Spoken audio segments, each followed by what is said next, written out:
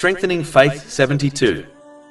I read a news article a while ago, which I wanted to briefly discuss. It reported on the increase of crimes within London over the past decade. Unfortunately, there are some who claim that faith is not required in this world, and others, who are Muslims, claim it is enough to profess Islam without supporting it with sincere obedience to Allah, the Exalted, which involves using the blessings one has been granted in ways pleasing to Allah, the Exalted, as outlined in the Holy Quran and the traditions of the Holy Prophet Muhammad, peace and blessings be upon him. But this increase in crime proves the importance of faith and strengthening it through knowledge and action. This is because crimes and sins only occur as a person feels they will either face no consequences for their actions, such as prison, or they will somehow escape them, for example, by fleeing the country.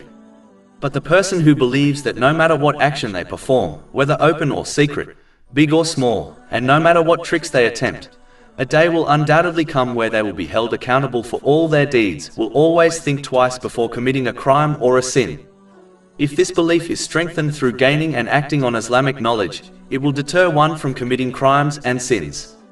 If people acted in this way, peace and justice would spread across society.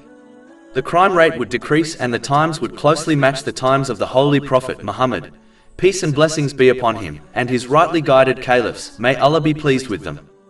This fact alone indicates the importance of faith and strengthening it, through gaining and acting on knowledge. Chapter 16 An-Nahl, verse 90. Indeed, Allah orders justice and good conduct and giving help to relatives and forbids immorality and bad conduct and oppression. He admonishes you that perhaps you will be reminded. And chapter 24 An-Nur, verse 55. Allah has promised those who have believed among you and done righteous deeds that He will surely grant them succession to authority upon the earth just as He granted it to those before them, and that He will surely establish for them therein their religion which He has preferred for them, and that He will surely substitute for them after their fear security, for they worship Me, not associating anything with Me. But whoever disbelieves after that, then those are the defiantly disobedient.